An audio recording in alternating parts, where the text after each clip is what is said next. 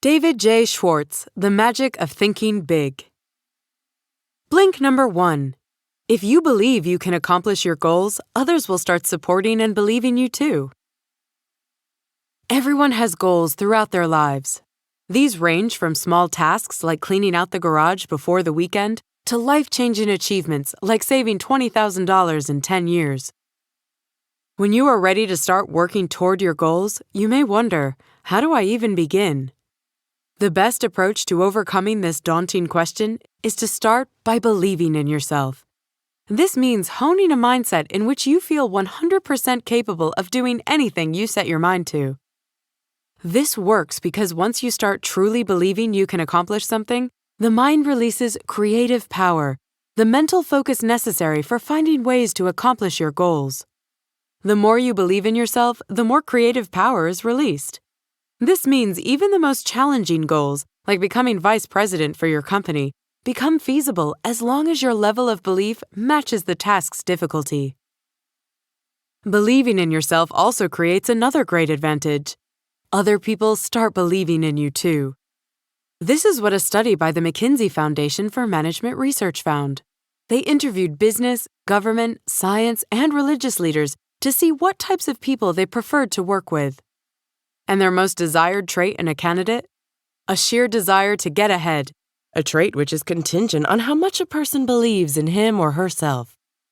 This desire or belief is what societal leaders associate with success. It's what keeps individuals motivated, regardless of any hurdles they encounter. This is a perfect quality in a candidate because it means they won't give up. By simply believing you can succeed, your mental power will shift to help you get the job done. And as a byproduct, you'll create a support system by inspiring others to place confidence in you.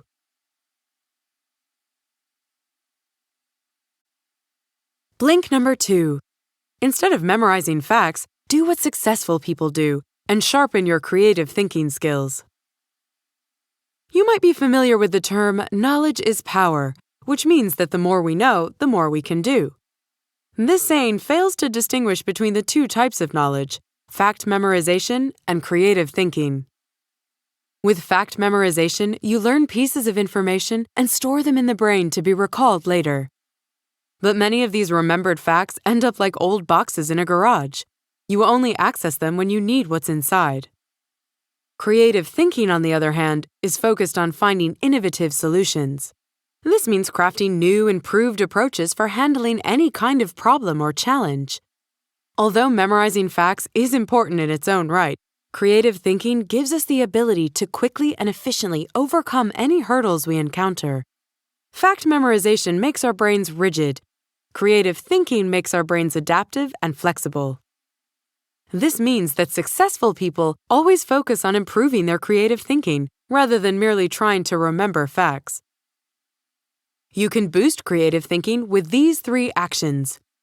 Be receptive to new ideas. Take as many opportunities as possible to try new things.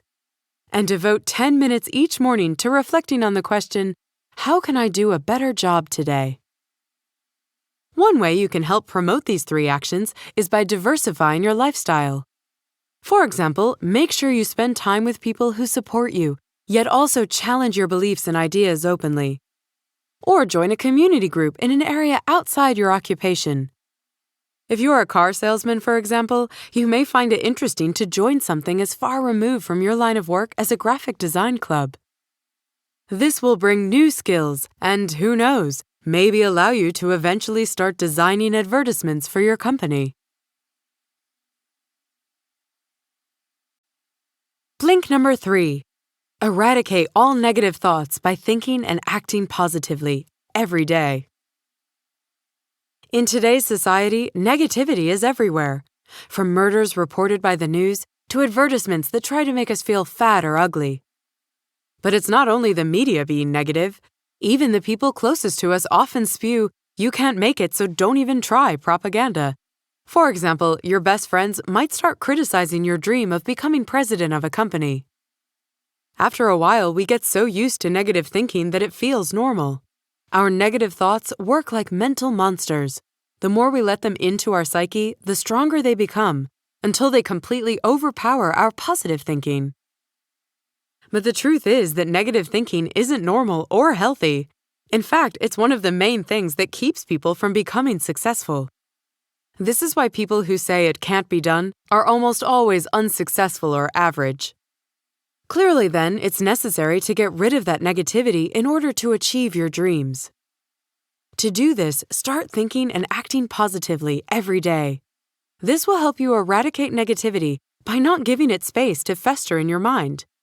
The best way you can do this is by writing yourself a pep talk that reads like an advertisement, a sell yourself to yourself commercial in which you remind yourself of your best traits and of how they distinguish you from everyone else. The best way you can do this is by writing yourself a pep talk that reads like an advertisement, a sell yourself to yourself commercial in which you remind yourself of your best traits and of how they distinguish you from everyone else. Say this commercial out loud in private at least once a day, and read it silently several times a day. Soon you'll believe in yourself so much that the outside world's negativity will deflect off you like rain off an umbrella. For example, if you're a teacher and you recognize that you make your students laugh, remind yourself that this is what separates you from other teachers. By recognizing this distinguishable trait, you're identifying yourself as an influential member of the faculty, which will boost your confidence and encourage you to contribute your best every day. Blink number 4. No one is an island. Success depends on the support of others, so treat everybody with respect. Have you ever had a coworker be mean to you for no reason? Naturally, your first reaction would be to brand them as angry, or maybe even crazy. What you have lost sight of, though, is that they're just like you, and chances are they're only reacting against you because they're being affected by something else going on in their lives. Knowing this, you should still treat them as you'd wish to be treated yourself, like an important individual. If you treat everyone you know and encounter like they're important, you'll notice they will stop being mean to you and will start thinking of you and treating you the same way. This also means that these people will most likely be by your side as you're trying to make your way to the top, and their support, you'll find, is crucial for your own success. Why? Because it's rare for a single person to pull themselves up to a higher level job or position of success with no help. More commonly, you'll be lifted by your equals and subordinates, the people around you. Which makes it no surprise, then, that successful people are committed to nurturing relationships with the people around them. Former American President Lyndon Johnson, for example, followed his own 10-point formula for success, which promoted such practices as memorizing everyone's names and making sure he congratulated the people he knew any time they achieved a success. So remember, at the end of the day, no one ever becomes a success on their own. This is why you should treat each encounter with another person like it's the one that makes or breaks your career. Blink number 5. From the friends you keep to the advice you take, ensure that your environment is of the highest quality. You're probably familiar with the phrase, "you are what you eat," which implies you should follow a healthy diet if you wish to have a healthy body. That same idea applies to your mentality. The way you think is influenced by what you see and hear. Your living space, your friends, what you read, all of these act as mind food and are instrumental in influencing your thought process. For example, prolonged association with people who gossip will make you more likely to gossip. Conversely, prolonged association with people who only speak positively of others will cause you to do the same. Make no mistake, you are affected by the company you keep. Therefore, in order to become successful, do what successful people do. Create a high-quality environment for yourself. Do this by making sure that your home, study area, work area, social circle, and leisure time are all of the highest quality, meaning that they encourage you to grow as a person. One way you can do this is by surrounding yourself with other successful people and studying them. When you have questions or are searching for advice, be sure to ask only those who are successful and are where you want to be in life. After all, the highest quality professionals always give the highest quality advice. Also, be sure to surround yourself with the highest quality of friends, those who not only have their own ambitions, but also believe in your ambitions and believe you're capable of achieving them. Having this support system behind you will keep you motivated along the long, sometimes daunting path to success. In the end, if you want to be successful and accomplish your dreams, make sure you're living in an environment that supports these goals.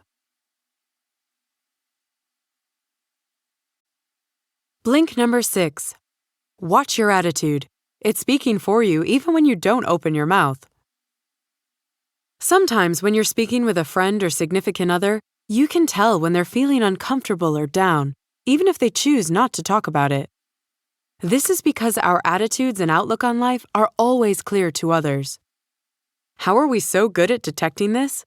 Because for millions of years, our evolutionary ancestors had no language. Communication depended on understanding body and facial expressions, not words and sentences. We can read attitudes because in the past, this ability helped keep our ancestors alive. Attitudes are mirrors of the mind, and a person with a bad attitude will receive a different reaction from a person with a positive attitude. Therefore, if you want to get the best outcome from encounters with others, you need to adopt an attitude that brims with positivity. One way to keep a positive attitude is to make sure you're doing what you believe is morally right. When people do things they don't feel good about, like lying to a significant other or taking from a friend without asking, it harbors guilt and erodes confidence. These negativities always show up in a bad attitude.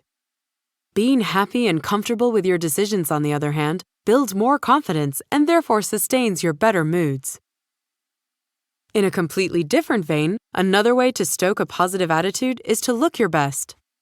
When you dress well, it makes you feel important, and it makes others think you're important.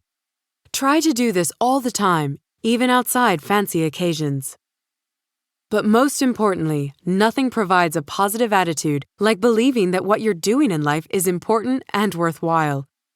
This will naturally become a perpetual source for confidence and leave you little reason to ever feel doubt toward yourself.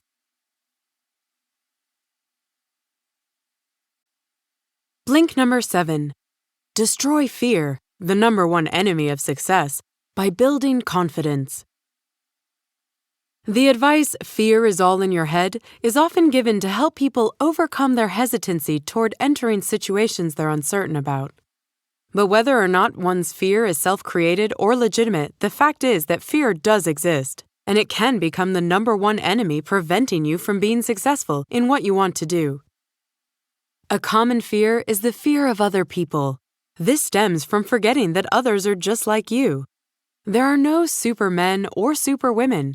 Everyone is fundamentally the same as everyone else. Nevertheless, this fear, if left unchecked, can have devastating effects on your success. Regardless of what kind of fear you're facing, it needs to be known that all fears have the same antidote: confidence. Consider confidence to be an immune system protecting you against fear.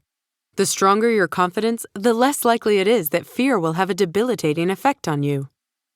Just as our immune system needs proper nourishment to function, our confidence needs continuous support to ensure it's as strong and effective as possible. What is one of the best ways to build confidence? Start acting confident, even if you don't feel it. At first, this will be difficult to sustain, but over time, it'll become natural. This is because you can manage your emotions by behaving the way you want to feel. Try sitting in the front row during classes or presentations, making more eye contact with other people, and walking 25% faster than usual.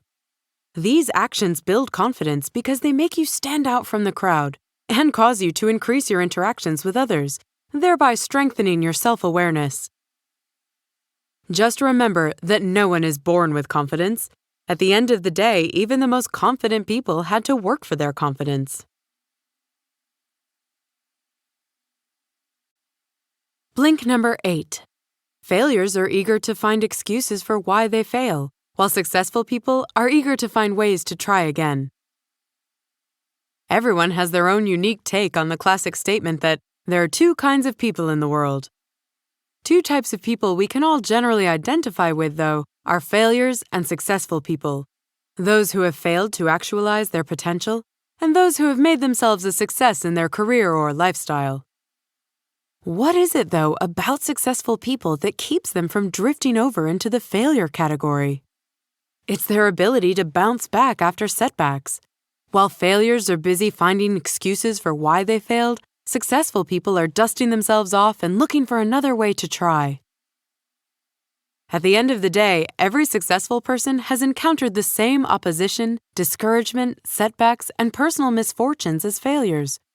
But the way they choose to handle these challenges make them the leaders of the pack. For an example of how successful people get creative, consider the following tale. A young couple wanted to buy a house, but found out they were unable to afford the down payments. While many people would have taken this as a sign to give up or make excuses for themselves, this couple decided to think creatively. The husband contacted the house's builder and asked for a private loan to cover the initial payment. To afford the $100 monthly loan payments, the couple decided to cut back on $25 worth of spending each month, and the husband convinced his boss to let him work extra hours on weekends to make up the extra $75. Eventually, because he had developed the traits of a successful person and honed them, he was able to secure the house and get on the property ladder. Blink number 9. Reach your goals via 2 steps. Devise a plan, and as you make progress, study all setbacks or mistakes you encounter along the way. If you're someone who knows what you want to do in life, it was probably pretty exciting to reach that realization. But on the path to success, that's the easiest part. Goals are easy to generate but become pointless without action. And before taking action, you need to solidify a plan to make sure achieving your goal can become a reality. A plan for success should describe the steps you need to take, how to take them, and when exactly you can expect to see results. Base your plan on the attitudes and techniques of successful people. Look at your idols and ask yourself, how did they do it? Of course, even with the most rigorous plans, nothing ever goes 100% as expected. When you encounter setbacks or delays, learn how to use these hiccups as opportunities to improve your chances of avoiding them in the future. Doctors perform autopsies to better understand the cause of someone's death, and the Civil Aviation Administration studies plane crash sites to find out what went wrong. This is because studying the cause of a problem or disaster teaches us how to avoid these things in the future. And this is the same exact logic behind studying your setbacks. After encountering a setback, never put your energy into discouraging or berating yourself. Only put your energy toward answering the question, what can I do to make myself more deserving of the next opportunity? So to reach your goals, first ensure that you have a workable plan. Remember, though, that no plan comes without its setbacks. When they happen, analyze them. This way, you're ensuring you continue forward on the path to success, and you will be stronger than ever before.